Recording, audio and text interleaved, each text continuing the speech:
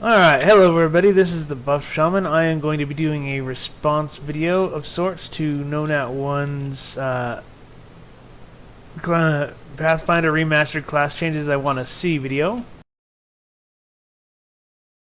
Now, this is not a fresh and first eyes thing. I've already watched the video, so this is just my ideas on, I don't know, the things he put forward here. I'd like to make sure and state up front, this is not a, you know what, this guy's just wrong, I don't like the thing Nonat says, because I've been watching and I've been subscribed to his channel for years, and he's been doing quality content for years.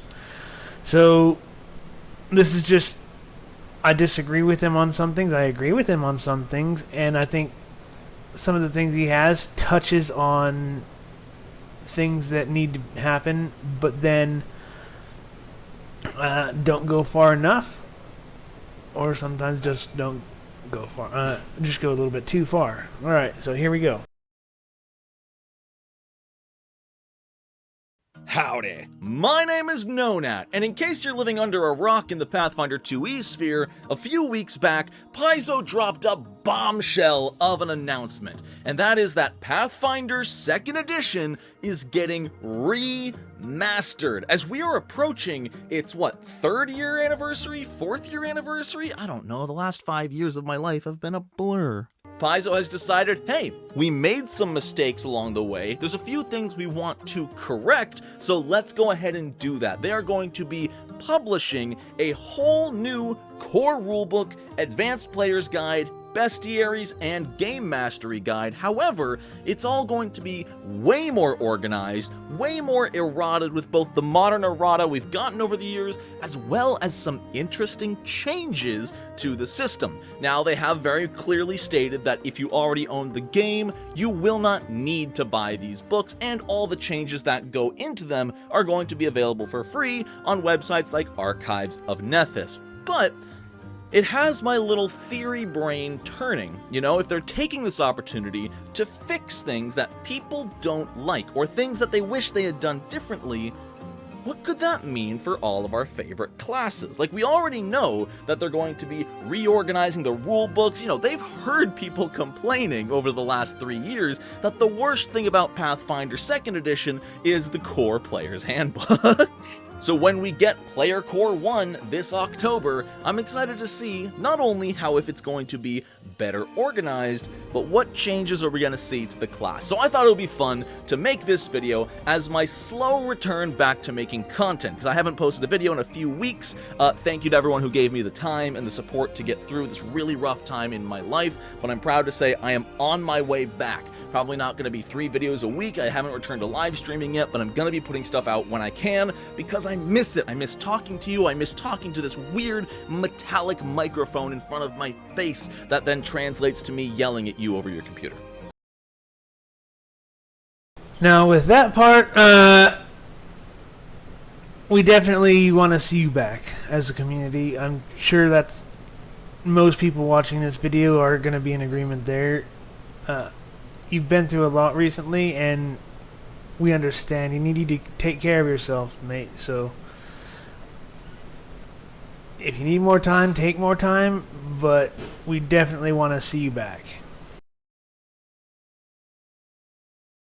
That was a really long intro way to say, hey, welcome to my theories on what I want to see changed in every single class in Pathfinder 2e Remastered, coming out late this year. And hey, I'm just saying, like, I know I'm not back on video yet and you're still staring at PNG Nonat, but a return like this deserves a like on the video, right? You know, you should just like scroll down there, hit the little thumbs up button, maybe subscribe to the channel if you haven't already, because we're getting real close to that 50,000 mark, and nothing would give me the motivation to come back to this full force than cracking that 50k mark.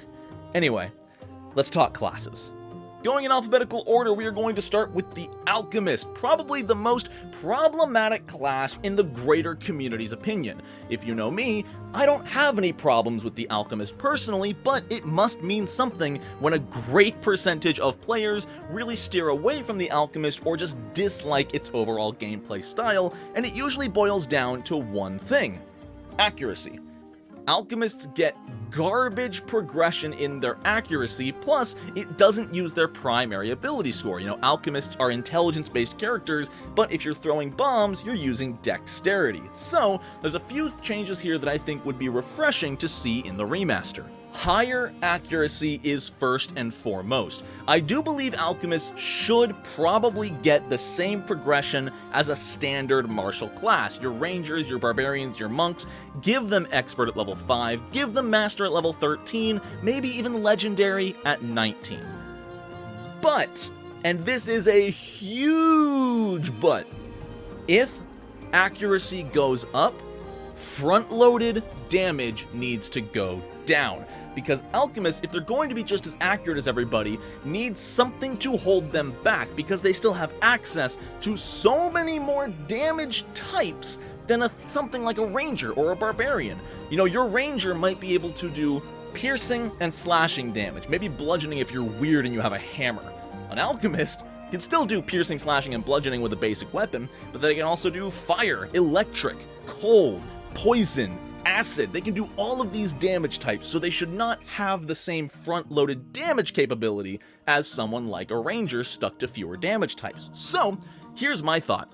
Reduce the base damage on most alchemical bombs, but increase the persistent damage.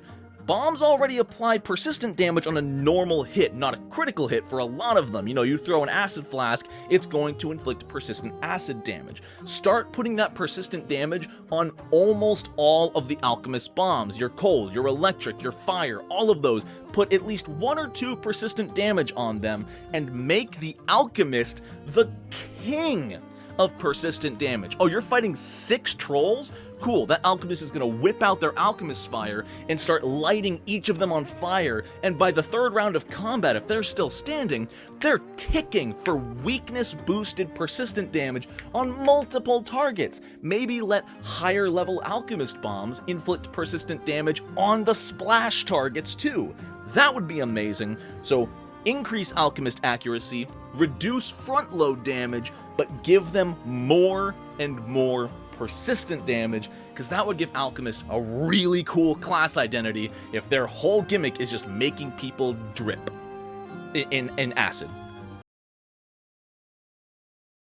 Alright, so for starters, a lot of the stuff he's proposing would be really, really great for the bombers. I think reducing the damage on bombs would end up just nerfing the not bombers. Because even if you're not a bomber, you're going to be using bombs to a degree.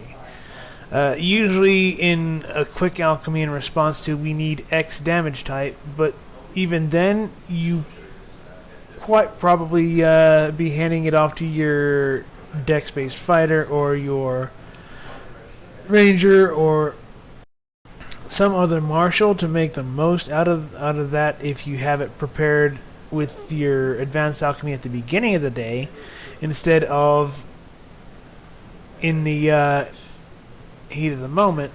So either making it with quick alchemy and using it yourself, or you're handing your bombs off to your marshals that have anywhere decent of a dex dex scores, but it doesn't address the issues that toxicologists have, which is going to be applying their damage or their poisons probably via a blowgun that has a feat that allows you to put your poisons on it even if you don't deal the damage, because that damage resistance, that's what's going to kill you as an alchemist. You're going to be spending a lot of your toxins on misses, and frankly, the poisons can devastate an encounter if the saving throws are done right and the poisons hit. But more often than not, I found that the accuracy needs to not just be with the bombs, but also with the other equipment that the alchemist is proficient in. And there's a feature in first edition for certain archetypes of alchemists that they could apply their bombs to their ammunition, taking away the splash damage, but adding the damage to the weapon damage. So, for instance, you take your crossbow and you put the alchemist's fire on the tip of the crossbow, just kind of pour it on there and fire the bolt, and it hits and it does the fire damage, but it doesn't do the splash damage.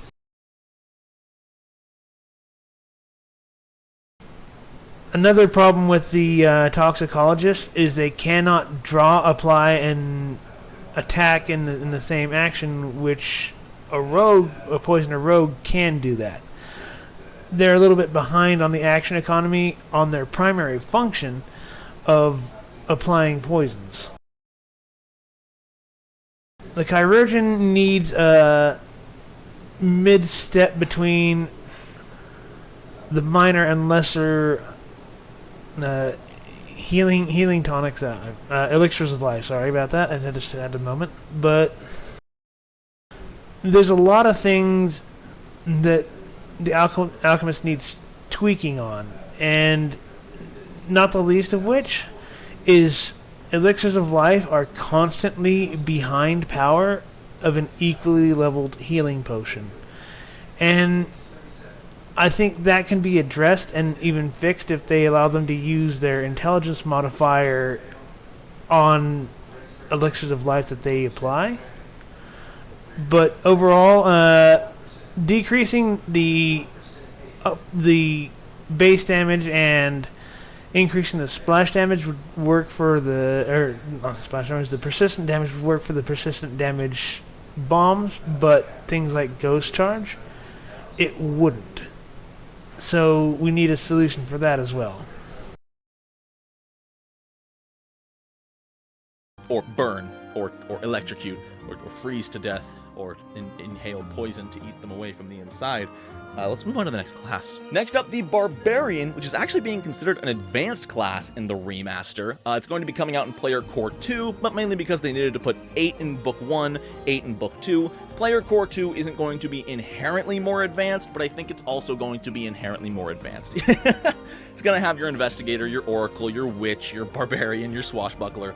All of those are going in Player Core 2, and the simpler basic stuff is going in Player Core 1. And Barbarian got slid into Player Core 2. I think the only big fix the Barbarian needs is overhauling and fixing some of the weaker instincts, namely Fury and Superstition. Fury is worthless. Outside of flavor, there is no reason in the game to play a Fury Barbarian. The only benefit is an extra level 1 feat. And level 1 Barbarian feats are garbage. I think Fury needs a complete from-the-ground-up overhaul, and Superstition doesn't need a big overhaul. I like what they're doing, I like that they're playing with the different interactions of magics against one another, but the big thing is the Anathema. I know the Anathema is easy enough to ignore, but for the sake of rules as written, I think the fact that if your cleric heals you when you said don't, you lose your powers. If you keep traveling with them. Like, rules as written, if you say, don't heal me, and they cast heal on you, you can no longer rage. You no longer get any rage benefits. I think it's dumb. I think Superstition needs tweaks, and Fury needs an overhaul. The Bard! Alright, so most of what he says here about the Barbarian, spot on. There's just a couple of instincts that really we're good flavorfully wise, but we're not mechanically the equal of their peers. And I disagree with him that the level 1 barbarian feats are garbage, there are 2 standouts, and being a Fury Instinct, you would get both of those. However, I think the trade-off isn't really worth it, because you could choose to be a human if you were like really min-maxing it, and you could get that feat already without picking the Fury Instinct there. But this does give you another option for the non-humans out there to get this. Although, technically speaking, you could do the adopted ancestry 3rd level and go human and get that feat anyway. It's just a shortcut that I think does cost you too much in the end. If it was me, I would make more feats unique to this instinct, or set their rage apart in the idea of, okay, you got a bottomless rage. Well, other instincts have to rest after being angry early on. Spend some time not raging. If you remove that restriction from the Fury Instinct, just straight up early on, that idea of this bottomless well of anger fueling you, I think that would be good. I would also think that maybe giving them some more straight up damage resistance over and above everybody else on specifically the basic damage reductions that they already get. I think that would be good. Maybe following the example of the invulnerable Rager archetype in Pathfinder 1e. That'd be, I think, really good. Now, the Superstition Instinct, instead of having that inability to adventure with your party if they keep casting heal, especially with heal being potentially an area of effect heal, because frankly a cleric is going to choose to AoE heal if it's going to save the party, and to heck with what the Superstition Barbarian says about it. Is instead they made the change of allowing you to not be considered an ally for the purposes of those spells, and since heal already makes the undead take a reflex save, allow you to reflex save rather than just straight up being forced to take the heal, and being able to treat the heal as a hostile act. I think that would be preferable. That way your instinct would just function to push even the beneficial magics away from you. I think something akin to the anti-magic background would also be good built into the class. Maybe make them not stack so you wouldn't have this like double roll to see if you can even be hit by the magic, but maybe even beefing it up a little bit from that, making the flat check more in favor of a 50-50 rather than probably going to be hit with the magic. Or even if that's a feat down the road to make it better. I think that would be really good. But the level 1 feats of Sudden Charge and the Intimidation, the Raging Intimidation, those two are together some of the most base feats that you can make use of as a barbarian, especially if you say an ancestry that gets a natural boost to charisma. You could totally make the angry, intimidating barbarian, giving the intimidating glare and the scare to death feats as part of it. It's a really strong feat.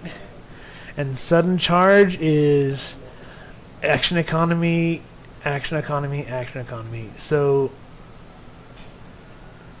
there are two standouts at level 1, and if you don't have dark vision, you can get dark vision at level 1.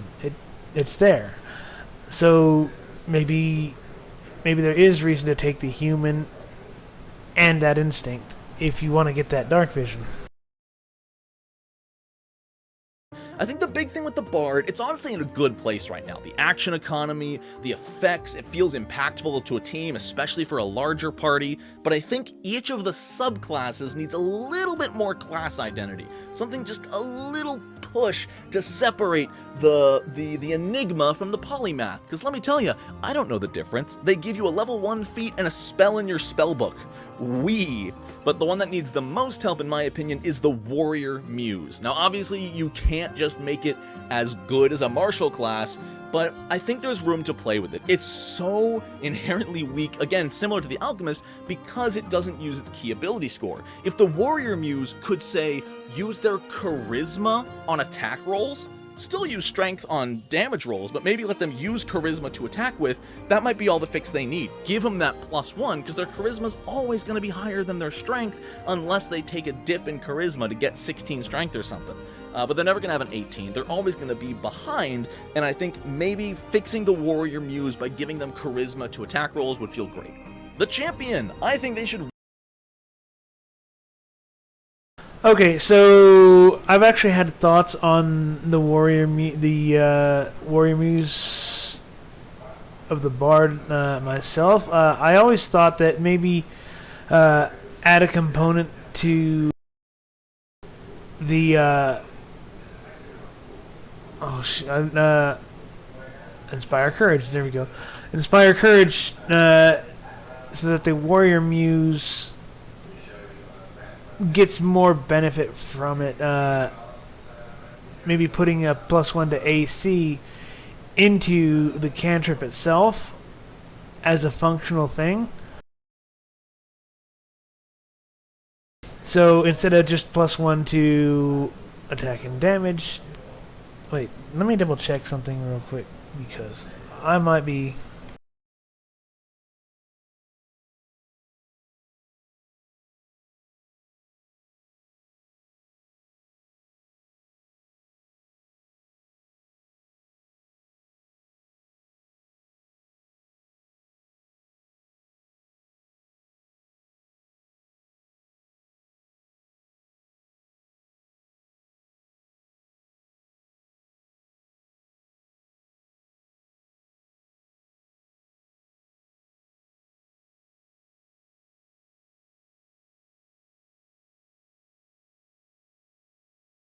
Okay, so it isn't. It doesn't give you AC. Maybe boosting that particular cantrip to give you a +1 to AC as well as attack damage and save versus fear.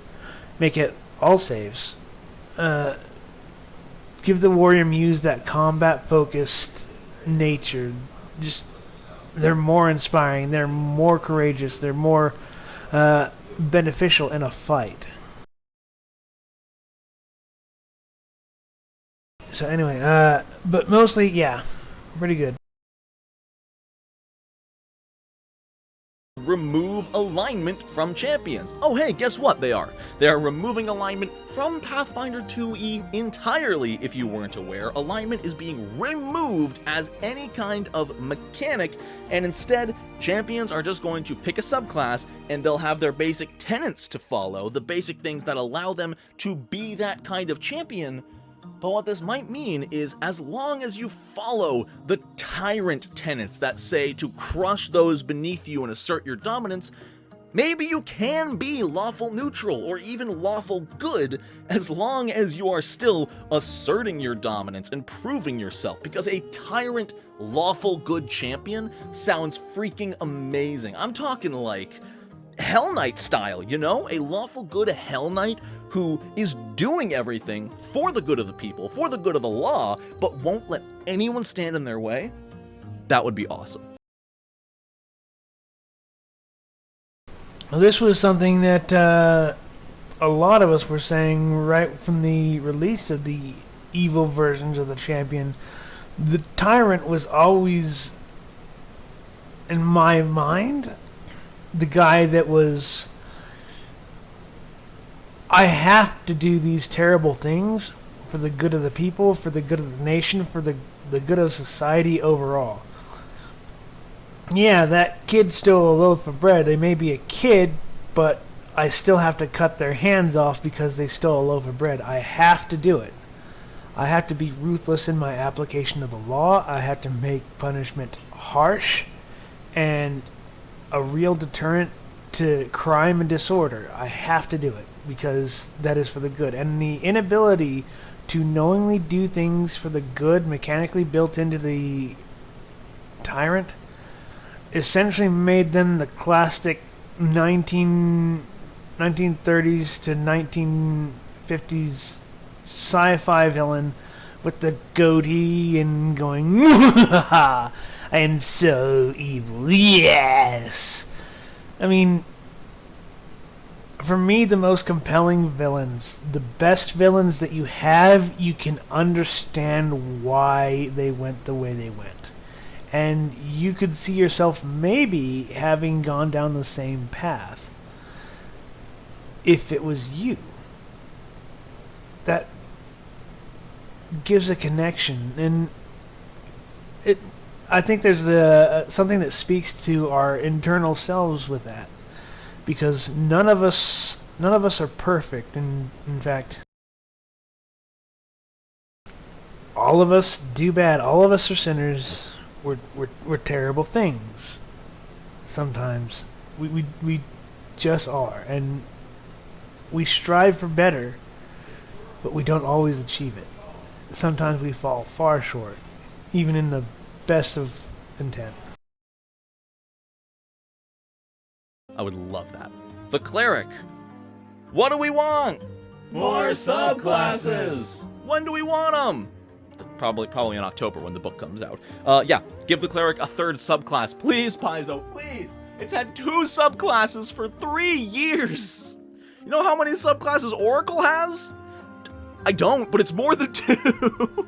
Also, fix the Domain Initiate spells. So many of them are garbage, you know? Off the top of my head, I can't think of it. I think the Gluttony one is, like, really funny, but it's not that good. So many of them do, like, nothing on a...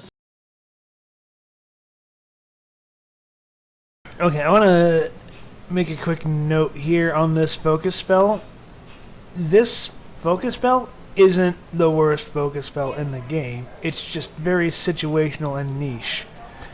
If you're standing in the middle of a courtyard and on the ground, and this is probably going to be useless, but there is some combo potential with this even then if your wizard is setting up difficult terrain and hazardous terrain and different illusions and effects within an area. This could be potentially game-changing, because once they're out of that, right back in it they go. Especially if they've got a fighter pushing them back into it, or a barbarian, and then you're pushing them further into it.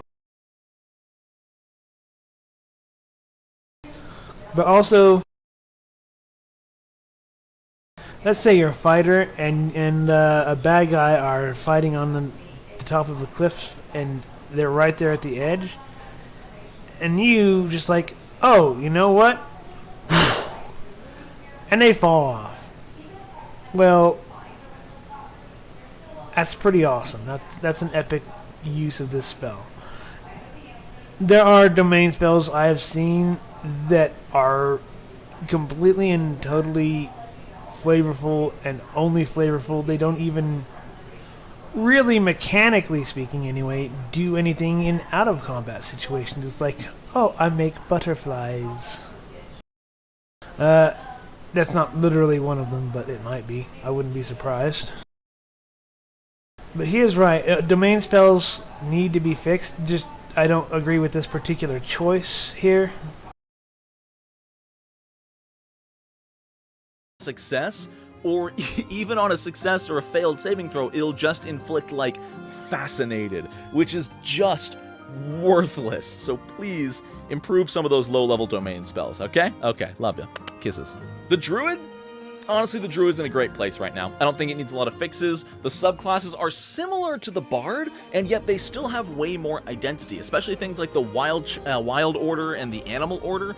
Sure, Wild Order just gets a focus spell, but it's an entire character built around that focus spell with feats to augment it. You know, the Bard doesn't get much like that outside of a couple of little song augmenter feats, which are very few and far between. And overall, I think word choice, word cleanup is the best thing that can happen to the Druid right now. There's a lot of hearsay about what does and doesn't apply to Wild Shape, what you can apply from weapons and proficiency and magic items, yada yada yada, blah blah blah. I'd say if you can make that all cleaner, Druid will be fine.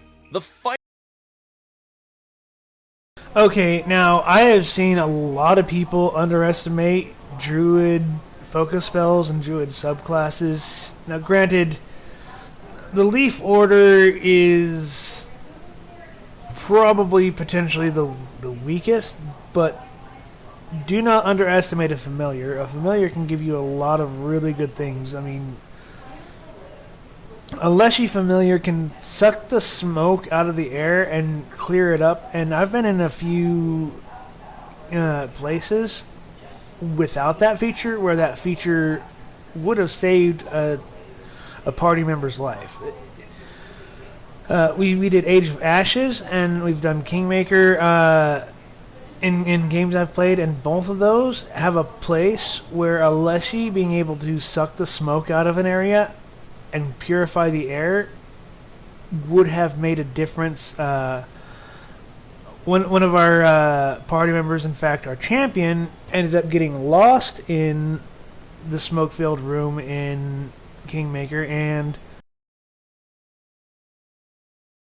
in Age of Ashes, one of our guys actually collapsed unconscious and died in there, and now the GM did some hand waving there and said, oh, well, we were able to, since he was laying on the ground, he wasn't breathing the smoke anymore, we were able to get the fire brigade in there and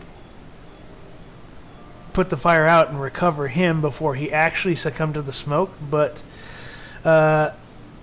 rules as written, he should have died, and the Familiar would have fixed that, changed that. Not to mention the Druid would have had access to Spout, which would have put out the flames. But don't underestimate these things. Druids are in a really good place, and if you know how to play them, they can change the course of a battle. They can change the course of role-playing scenarios. They can change so much. I got a Druid right now that, without the charisma score to be, is the face of the party, because we're speaking to a lot of animals and we're speaking to a lot of plants. So yeah, it's not, they don't really need any work, or any work that they do need. It's just improvements to an already strong class to keep up with the game, give you more choices. Fighter. Find a way to reduce the accuracy just a little bit without removing their identity. You know, they don't even need to be brought down on level with everybody else. I just think a flat +2 is insane. If you can find a way to work it so that the fighter just ends up with a flat +1 over everybody, and maybe some other option. Maybe they always get another level 1 feat or something like that, so they have more combat options. That would be perfect balance. Give them that little bit of accuracy bump, but not a full +2. That +2 is insane. I know people have rapped on me for hating on the fighter for 3 years now, but I stand by it. In every single campaign I've played over 3 years, that is no less than 5 different campaigns, the fighter has always been the MVP, with a great sword, with a great axe. If a fighter is using a D10 or D12 weapon and they're critically hitting every other attack, they are out damaging everybody else in the party. It is wild. And as someone who has played that fighter, it's fun, but man, does it feel bad for everybody else. Okay, so I've had the opposite experience with fighters. In our Kingmaker campaign, the fighter, when we went up against the Stag Lord, the fighter was hitting on a 19 and critting on a 20. Everybody else was only hitting and critting on a 20. We did not have that kind of experience, and that's not the only place that I've seen a fighter. In a boss fight, oftentimes what it comes down to with the fighter is they hit more often and crit about the same, because so many of the boss fights I've been in required a 20 to hit for everybody else, and the fighter was hitting on an 18 or 19 and critting on the 20. And this is the official Paizo campaigns too. Not just homebrewed stuff. Now the homebrew stuff, I will say, tends to be behind in strength compared to the official Paizo campaigns. People's homebrew stuff tends to be a lot easier, and things are getting whacked with critical hits left, right, and center, even from the non-fighter party members. But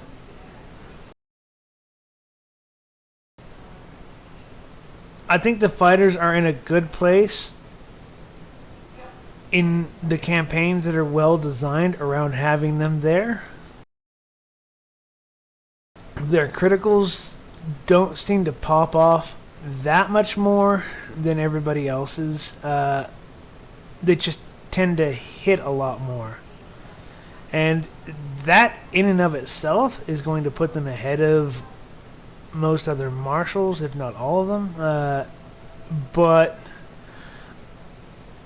they kind of have that combat focus as characters. They don't get a lot of skills. They don't get a lot of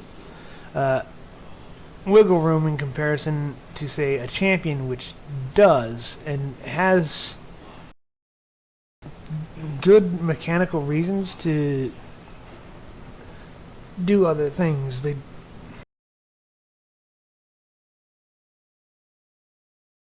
fighter is the basic I hit stuff mentality. This is a necessary place for a lot of people to have in order to even get into Pathfinder. They need this entry point, this better at hitting things character. I don't think it's unbalanced. I don't think it particularly changes that much. I just don't have that experience. My experience is the opposite. So while I'm sure he's completely right in every other hit being a crit, in his campaigns are close to it, I think that maybe more the dice being favorable to the parties he's been in more often than somebody like me, who even as a fighter was actually not doing that well in most combat encounters. I've been through 2 of them. As in lost 2.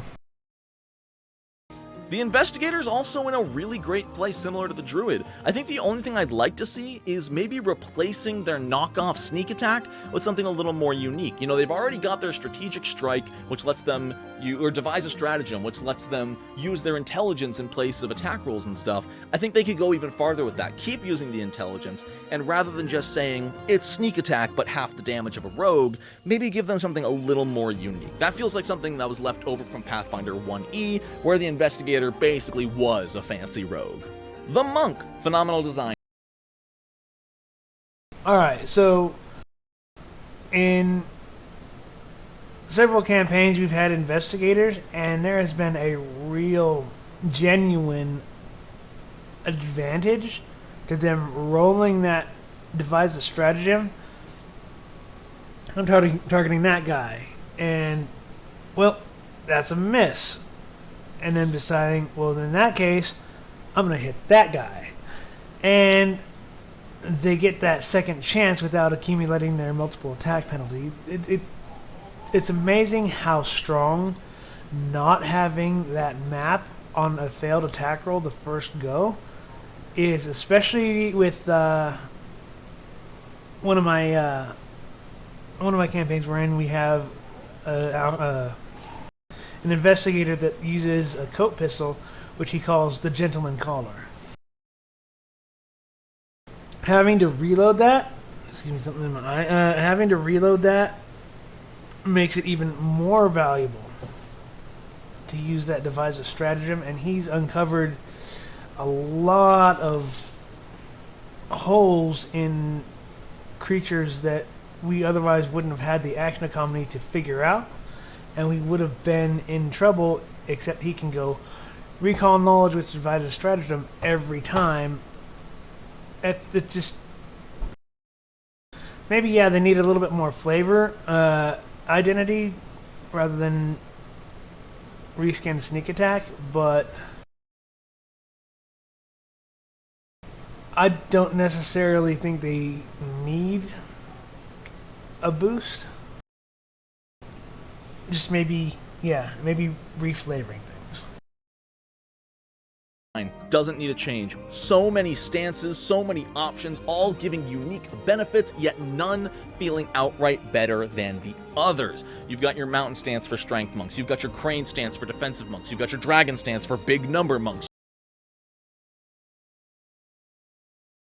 Okay, yeah, I agree here. I have played a few monks. I played a monastic weapons monk. I've played a stumbling stance monk, and right now I'm playing... We use free archetype here, a flavored monk in, well, the campaign that has that investigator in it. I'm playing a mountain stance monk, and at the same point in time, I'm getting as much AC, if not sometimes a little bit more, with my ability to raise my clan dagger as a parry action, and then use my mountain stance boosts to keep my AC high. As my dwarven champion, which I played in Follow the Plaguestone, and the main difference is the champion had the ability to use shield block and absorb that hit, whereas my clan dagger, using it specifically and only for its parry trait and using my mountain stance strikes, it's been actually really, really effective.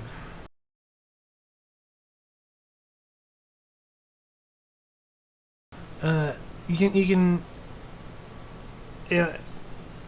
AC as high or sometimes higher. It's just unreal. And that has to do mainly, I think, with the fact that I couldn't afford the armor that would have put me up higher at that early end, so there might be something to be said later on. But then again, you get your dex bonus later on to your armor that's going to be higher than those heavy armors that would have put you up and above. So who knows? It might continue to be as good or better at AC than the champion. Still do miss that shield block when I need to absorb a big hit, but to be fair, he's right. They are in a really good place. That you can make different kinds of monks that are functional and sometimes exceptional at what they do. You've got your tiger and wolf stances for flanking monks. You've got your stumbling stance for fainting monks. You've got your monastic archery. All of these right at level 1, all available for your monk, all equally good. Monk is perfect. Don't you change a thing, Paizo. Unless you think of something that I didn't think of that would be worth changing. Then change it. But don't hurt my boy, the monk. I love them. The Oracle. Oh, just simplify it. You don't need to remove a whole lot of mechanics. You don't need to change a whole lot. Just make it easier to absorb. Combine the mystery and the curse into one class feature. Please, I beg of you. because picking your subclass and then your subclass giving you a whole other separate feature which affects your character, but only when you use it's a nightmare to explain and understand. And I think the Oracle works as a class. It's just like a 15-foot high wall you have to climb over to actually play it and enjoy it. Also, fix the archetype. The Oracle archetype doesn't work. All it does is give you penalties. It's just worse than a Divine Sorcerer archetype. Okay, so Oracle is one of those things where I think the complexity of the class isn't the problem. I definitely think it is the presentation. It can be that complex, it's just not well worded, and I've read it time and again, and it's really hard to even, several readings in, wrap my head around just the basics of the class. And that's unfortunate. It really is, because I've watched some oracles do some amazing things. I've watched one of our guys blow people's heads up in interrogations, and suddenly we have information that we weren't meant to have. The GM didn't necessarily want us to have, but the rolls were made. They got the information, and we went off and traipsed in and stopped attacks before they happened. It was that particular ability was almost like watching the classic divination wizard in D&D stuff, which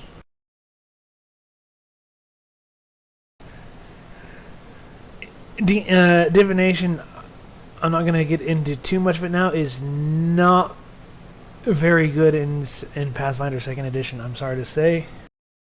It's just not. Unless you're using it for flavor, which is what I did, because I wanted my fighter to have an Oracle archetype so he could talk to his ancestors in his head. That was fun. But yeah, seriously, the archetype did nothing for me. The Ranger. Similar to the Monk, I think it's in a near-perfect place. Maybe find a way to nerf Flurry a little bit and buff Outwit in some way, but even if you don't, I think that's fine. The whole Ranger class is in a great place. Top damage dealer against a single target in the game, that's how it should be. Alright, so I'm going to disagree with him here. I don't think Flurry needs to be nerfed. I think it's a very good place to have it, considering that you do have fighters. Then again, I think this goes back to the same issue. Your fighter is going to be able to do more on those initial hits. But the Flurry Ranger on the subsequent hits are going to have like a +2 and +4 effectively in comparison, so they will be able to get more reliable hits and crits on their second and third attack. I don't think it's going to necessarily be the same. I think it is in the same vein, though. I don't think it's a problem. I think what actually needs to happen is that the Outwit and the shoot, I forgot the name of it. The other one. I think they need to be brought up a little bit more. The fact that the precision damage is what you get out of the other one. I'm still drawing a blank on it.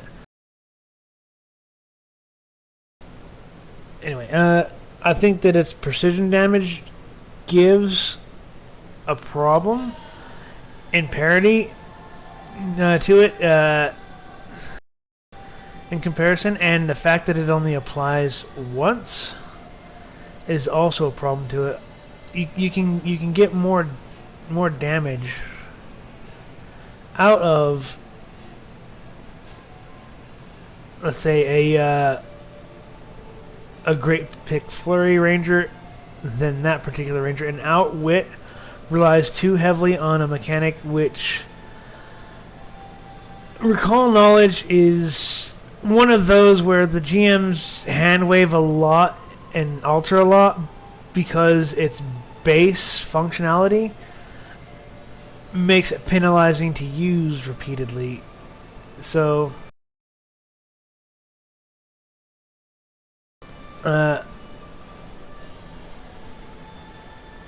I think Outwit should get more tactical abilities. They should get more to their combat maneuvers, like trips and grapples, rather than recall knowledge, learn something. Yeah. Not that that's bad, as I explained with the investigator. I just don't think it quite measures up here. Not in the way the class functions. Also, I do think we need to have a subclass that is built around that animal companion more. That maybe the Outwit could have that teamwork with your animal companion flavor for it. I do think we need that flavor of the pet and the animal companion and the ranger working in tandem.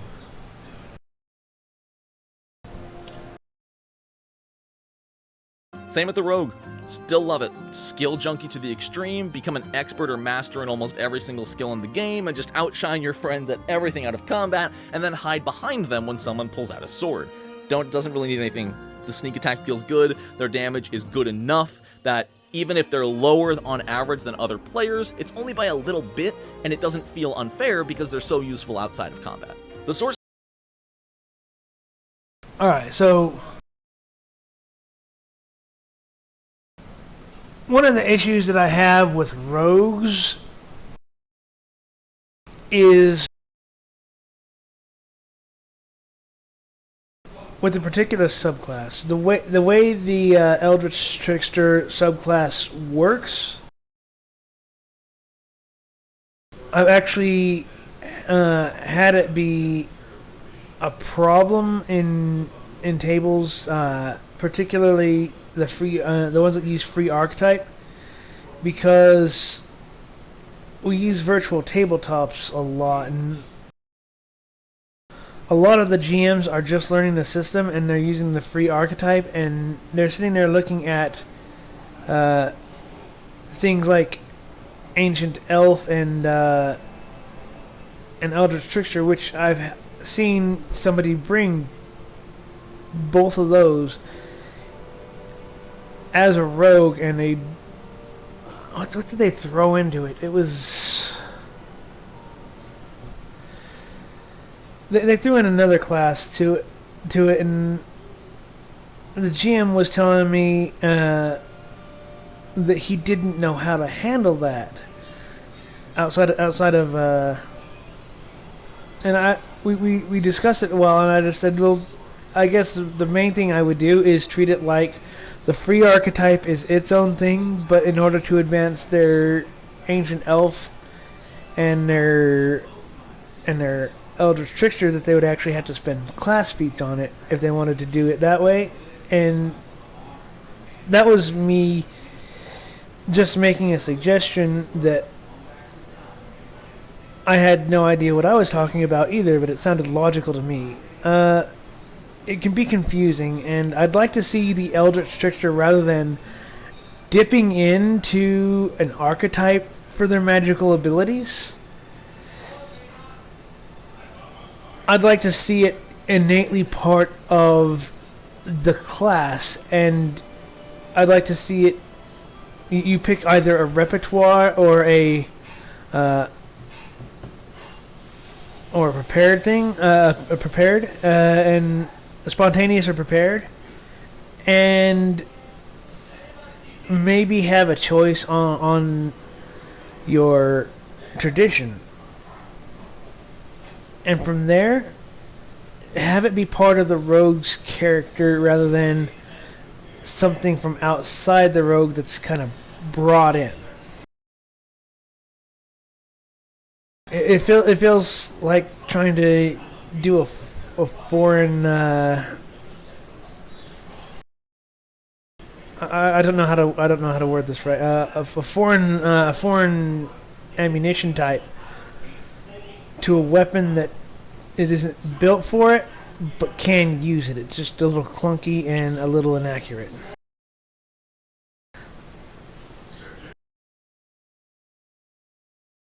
I also think that instead of the way it functions with being able to select your level 4 feed at level 2, I think that should become part of the package.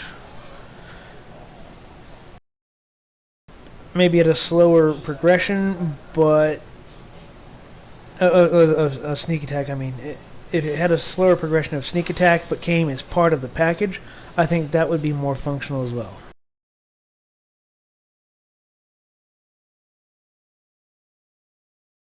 Sorcerer, I really hate repeating myself, but I think it goes to show how well designed PF2 is. The Sorcerer doesn't need a lot of changes either. The bloodlines are all so varied, they all give a distinct feeling with their bloodline effect as well as their unique focus spells, which are so much better than the cleric domain spells. Almost every single Sorcerer bloodline focus spell feels great right from the get-go. It's nice to have something that doesn't use a spell slot that you can use every combat. Sorcerers feel amazing to play. I absolutely love them. I have a few issues with a few of the bloodlines. For instance, I think a lot of them give you too many melee-focused abilities.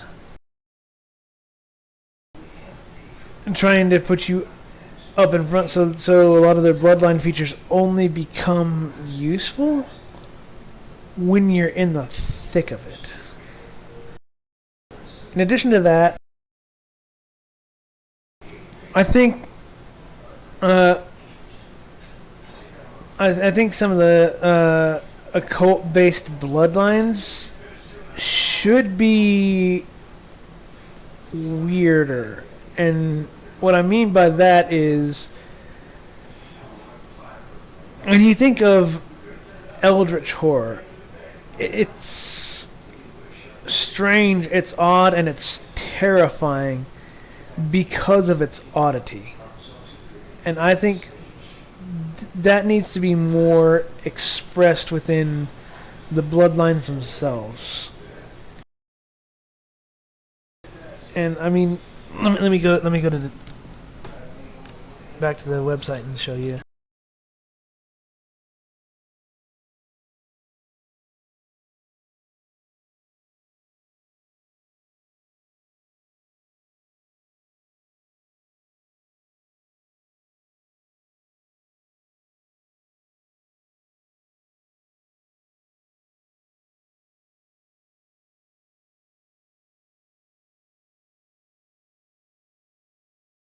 Alright, so here we are with the aberrant bloodline. You get your occult, you get your intimidation and occultism. You know, days, okay, there's not really much you can do with the cantrips right now because they are what they are, but then you got this.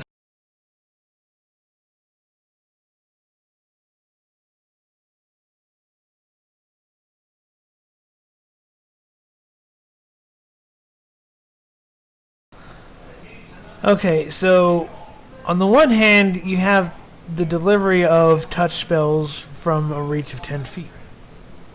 That's nice, but the flavor should be more fear-inducing than this. Like, you're sitting there reaching out with tentacles and zapping them with your attacks. Shouldn't that cause a bit of fear in them? Shouldn't that be causing, at the very least, the first time you make that attack in combat, shouldn't that make them have to roll against your spell DC or your class DC to not be frightened out of a result? of just that.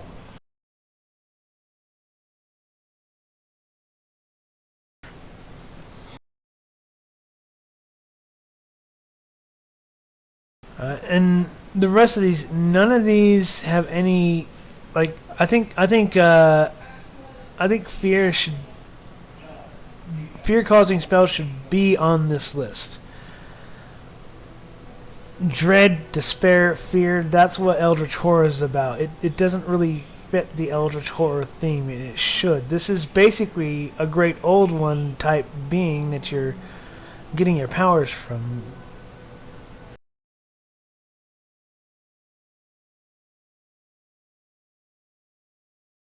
I just think that there should be more unease built into that.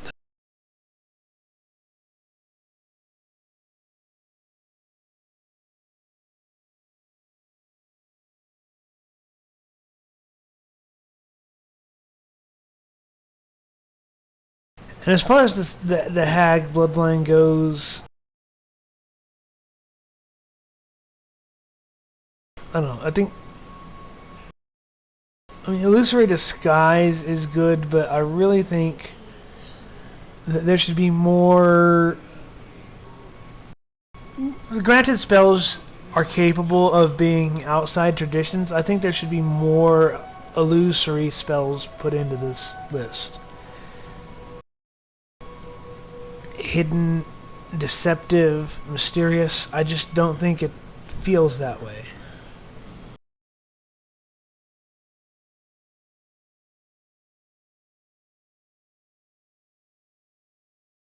Now, my problem with this is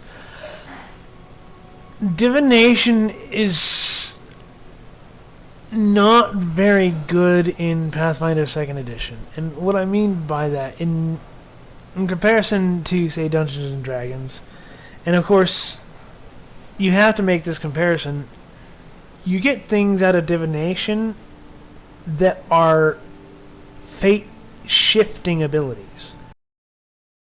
Now, a lot of times people consider them overpowered, but I think it's sort of in a place where it's either overpowered or underpowered, and it just doesn't. I've had people use these divination abilities, and I've looked them over, and their impact, generally speaking, doesn't feel like it shifts or give us any relevant information. And the difference between this and in Dungeons and Dragons is in Dungeons and Dragons, you can get portent dice, which you can use to influence the course of fate.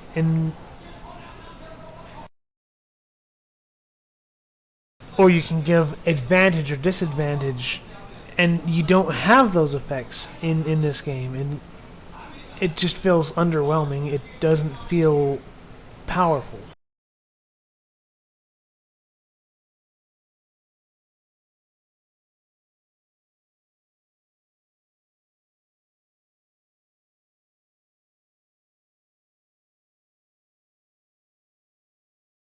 Sorry about that, I just accidentally clicked the wrong place. And granted, if you don't use a divination wizard properly in D&D, it's not very powerful, but at least well-timed, well-played divination can change the battle. It just changed the project that you're on. It just doesn't in this game. And I realize that this is the Lost Omens theme, but I think it needs a little bit of a boost. It really does. And the same is going to be true for Witch and Wizard. Better than the Cleric Domain spells, almost every single Sorcerer Bloodline focus spell feels great right from the get-go. It's nice to have something that doesn't use a spell slot that you can use every combat. Sorcerers feel amazing to play. I absolutely love them.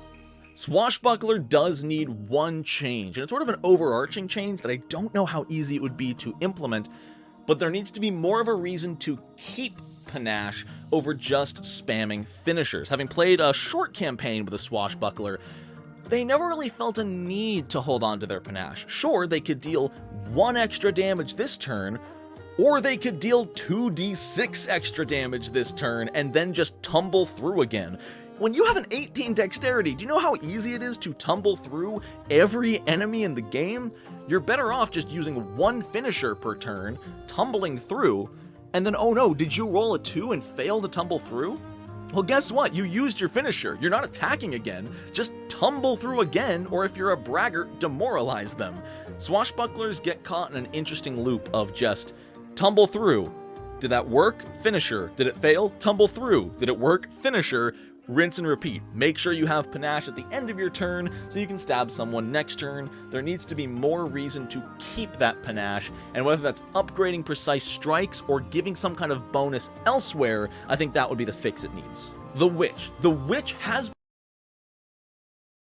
Alright, so...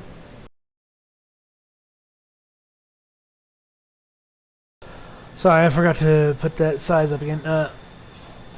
Yeah, the Swashbuckler is a very interesting flavor. It just... I think that the big issue is the flavor and the mechanics don't mesh to the same effect. The thing that would keep you keeping your panache right now is roleplay.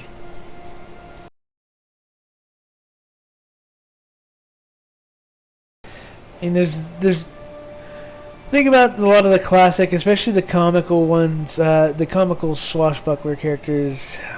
You are a greater swordsman than me with my right hand, but you see, I'm left-handed. You know, those sorts of lines. I think more emphasis should be put on the show.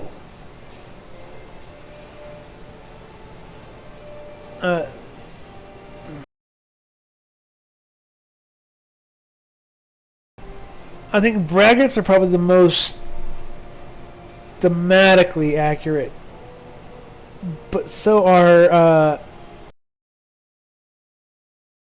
all of them are thematically accurate. But the problem is you really don't have a reason to hold panache. It's true, and yeah. He uses the tumble through. I don't. I use the one that parries.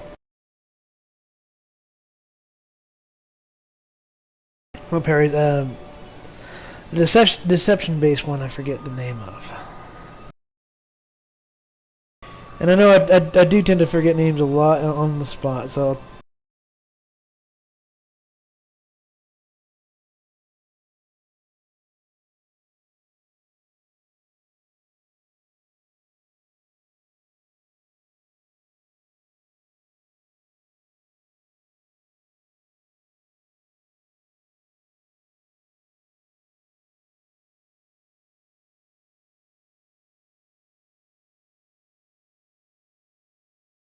Here we go.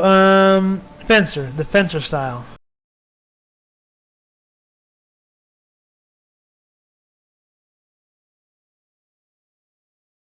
So, yeah.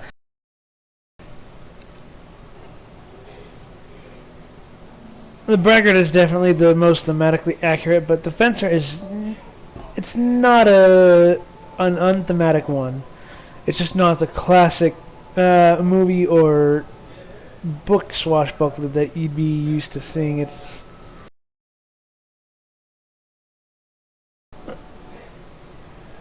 I would like to see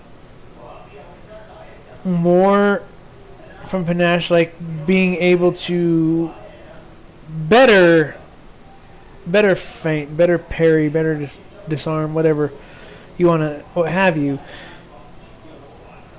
I'd like to see disarm actually be fixed, because I think the fencer type swashbuckler is the perfect character to be disarming.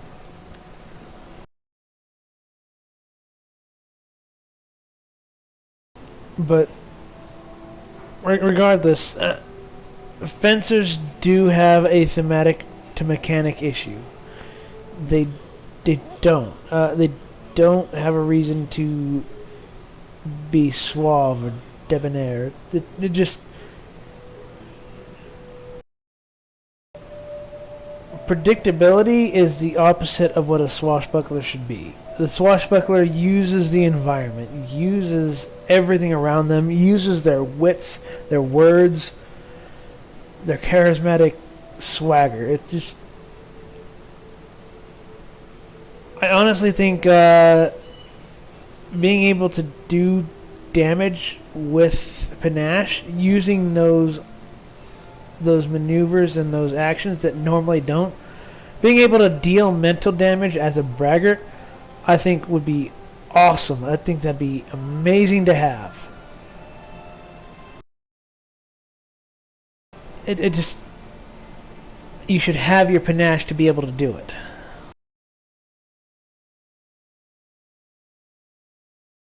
Been confirmed to be getting one of the biggest overhauls of every class in the game, and I think that's good.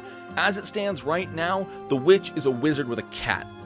And wizards can get a cat for 1 feat. The witch's cat is just slightly cooler and smarter and doesn't die. Honestly, witches need identity. Aside from their focus spells, there's nothing that sets them apart.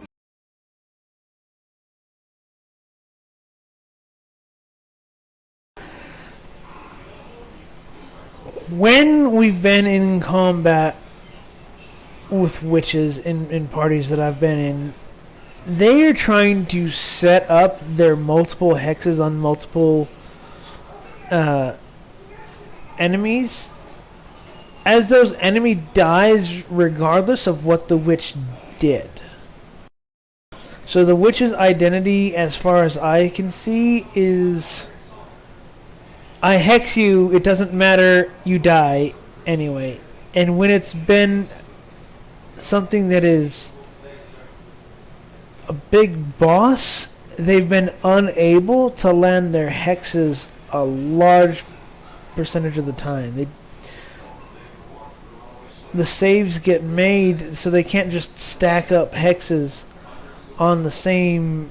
I don't even know if they can stack up hexes on the same character, but I wouldn't know because I've never seen a witch land a hex on a boss. And I'm sure that they can. Obviously they can, but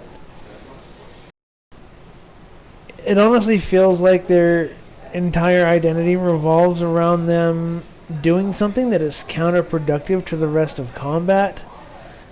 And people will say, well, they're supporting, and yeah, they're trying to. But honestly, I think there's more effective ways of supporting. Just the way that they do it doesn't work. And that's unfortunate because some of those hexes are not cantrips.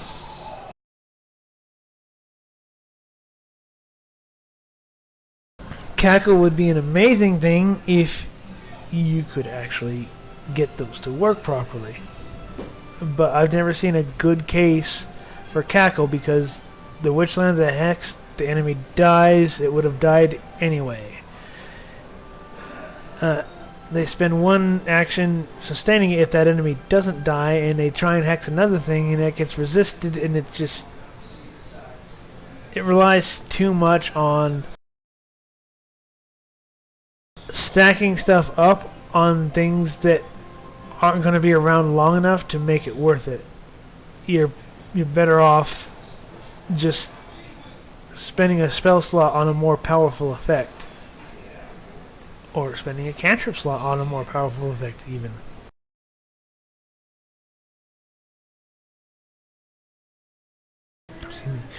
So the other thing is I'm a huge fan of the concept of the warlock in Dungeons and Dragons. It's one of those that always spoke to me. I really think that a witch's pact should provide her one tool that is effective most of the time, that makes her less reliant on her spell slots or her cantrips. I think what the witch should be focused on is deception, illusion. They don't necessarily have to be, but I think that's thematic.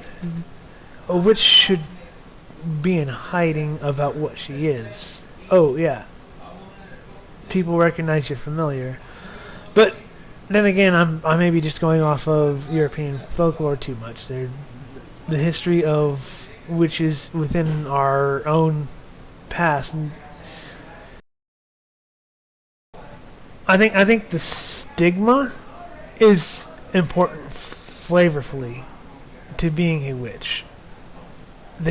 People know that you've made a bargain with something. They know that you're loyal to something that they don't understand, therefore they fear you. I think there should definitely be an air of that within the class.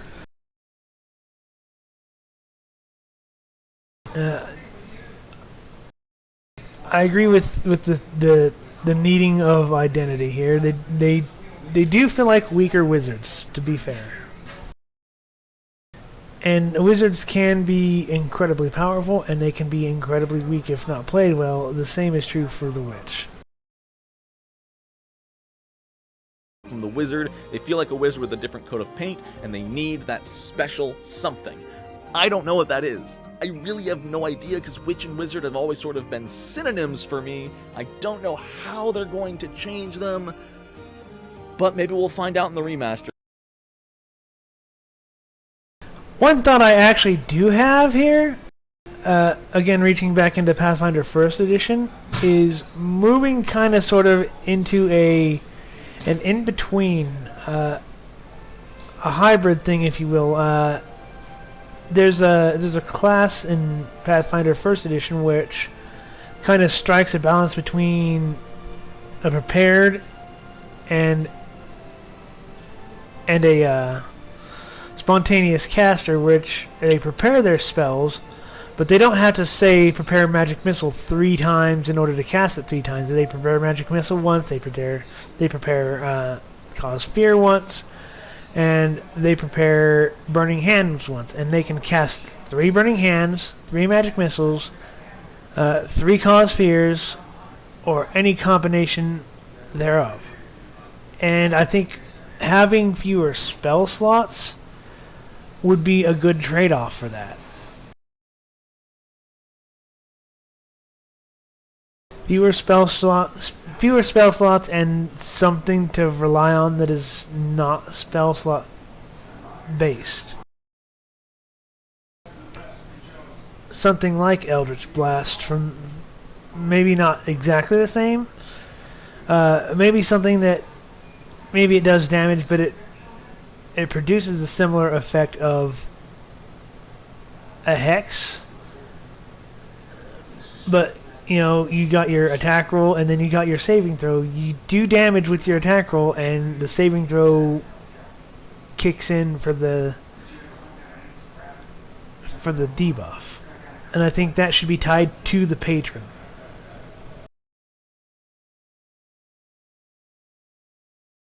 Because the witch is getting heavy fixes, and I'm excited to see what that entails. And finally, the wizard.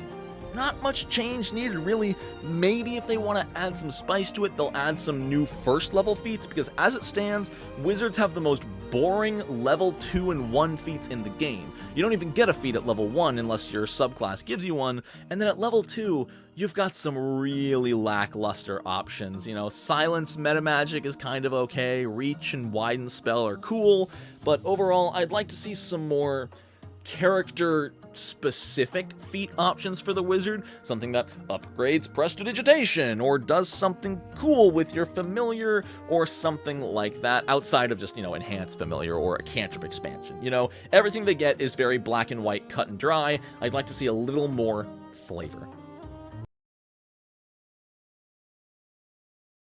Okay, so one of the issues that I have with the wizard is particularly with some of the subclass stuff, and I'm definitely amongst those that believe that the wizard school plus their thesis together is their subclass. It's not one's a subclass and one's another choice. They together make a subclass. Now, one of the things I dislike about the wizard and its subclasses is some of the things that were different in first edition, like Snowball, for instance, was conjuration. It doesn't function that way in second edition. Snowball is evocation. All the offensive spell attacks are almost all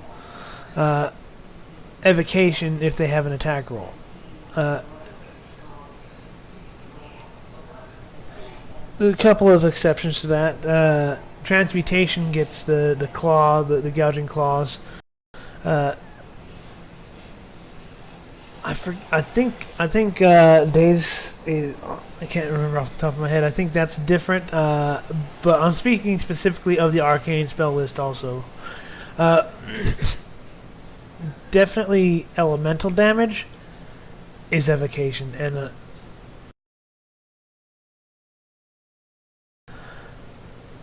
one of the things I think that they missed on the opportunity within conjuration as a school is summoning battlefield effects, areas of problems or buffs, summoning things that aid you in non-combat situations also, I think isn't emphasized well enough.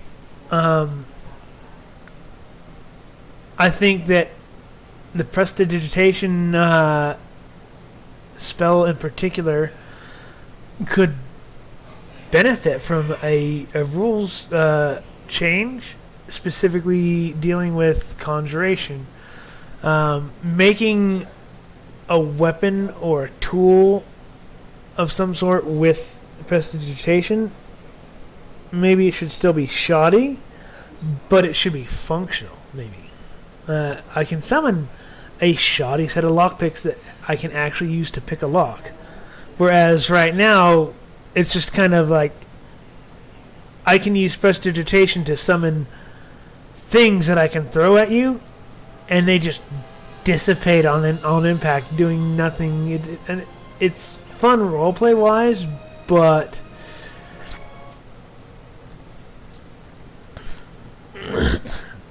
here's the thing.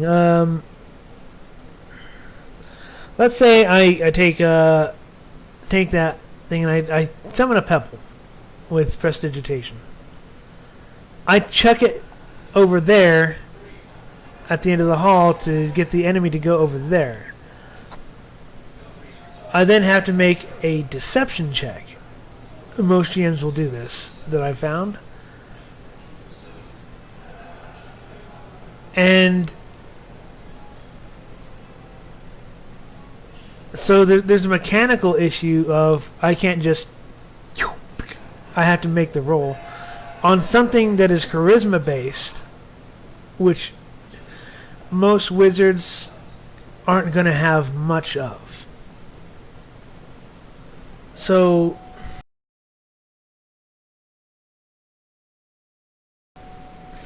and that's an issue I have. That particular part of prestidigitation needs something like cleaning, cooking, recoloring. All of that has functions. That particular aspect of it doesn't seem to in most cases, and even then when it does, your character can, mechanically speaking, do it without that spell. It just ends up becoming flavor. And there's nothing wrong with flavor, I just think there should be something there.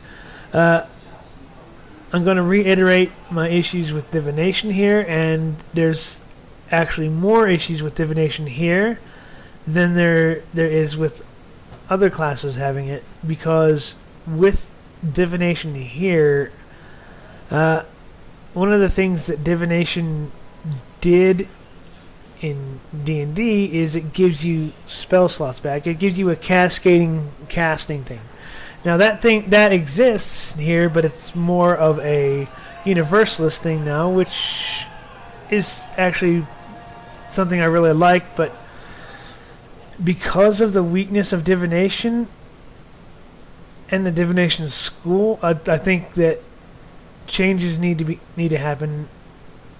And my final issue with the wizards, I don't think your school choice matters enough.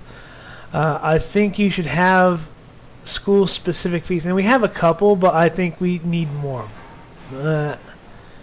If you're an evocationist, I think you should have more evocation-themed feats. I think you should, for instance, maybe be able to spell shape as a feat. And for those of you that aren't familiar with the spell shaping feat from other systems, let's say I cast a fireball, and that fireball has this diameter is its area of effect. What spell shaping allows me to do is select targets within that it doesn't hit. And I like that because it shows a mastery over your destructive spells that goes over and above. And there's already ways to get around that with Fireball, but they're not very effective, and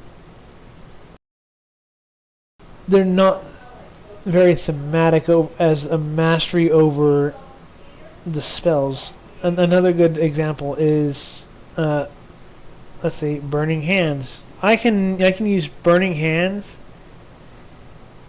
and the Reach metamagic and make a huge cone. Spell shaping right there would be a classic example of a good way to be sitting on the back lines, make that 45-foot cone, and not hit your allies. Might be especially effective in situations like where you have NPCs fighting an NPC army, and you don't want to hit your guys, but you want to hit the enemy's guys.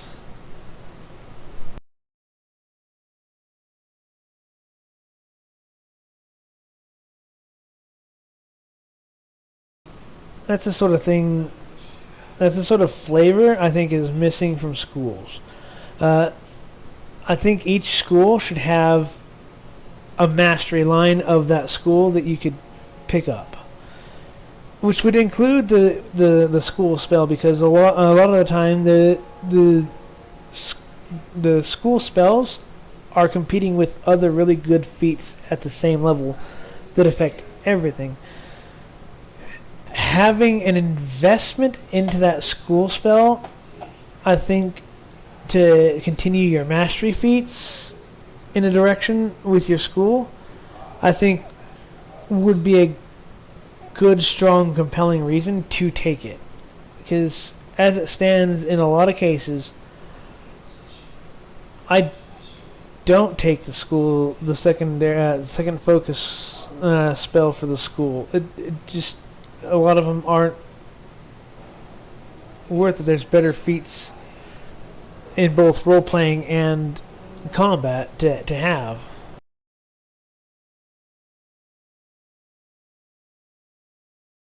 And that's it, the 16 classes who will be affected by the Pathfinder 2e remaster. As it stands, Magus, Summoner, Gunslinger, Inventor, Psychic, and Thaumaturge are not being added to the remaster. Will they be remastered someday? Maybe, possibly, who knows, but As it stands right now, they're not going to be in the 2 new books, and they've come out so recently, just in the last year or two, I don't know if they need any kind of update. They're all in a good place. There's some little changes here and there, but overall, I think the remaster is going to be a good call. I know there's a lot of people out there saying, no, they're just trying to get me to buy another book. And to that I say no. They're releasing all of it for free. It's on Archives of Nethys. If you want a physical copy to put on your bookshelf of the new books, yes, you will. But that's your prerogative. That has nothing to do with the state of the game. So, I'm excited. Paizo, I think this is an awesome call. I'm really looking forward to October, and I'm really looking forward to making more videos again for you guys. Sincerely, thank you. If you've been with me for a month, if you've been with me for 3 years, that's amazing. I wouldn't be where I am without y'all. You let me do what I love for a living, and I never take that for granted a day in my life. So, thank you everyone so much for watching. I'll be making some interesting videos going forward. I don't know exactly what I'm going to cover, because part of me doesn't really want to cover a whole bunch more stuff, because we don't know what's getting remastered. You know, I'd hate to make a guide to something, and then have the rules change in 4 months.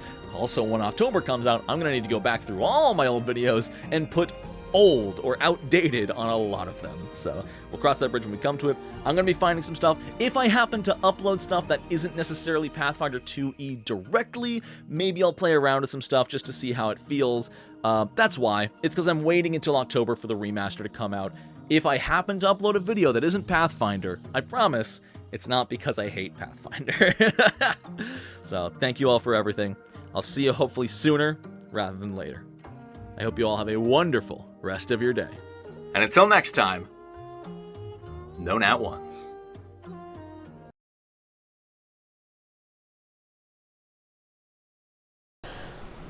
Thank you, Nonat, for the content you've been providing for us for years.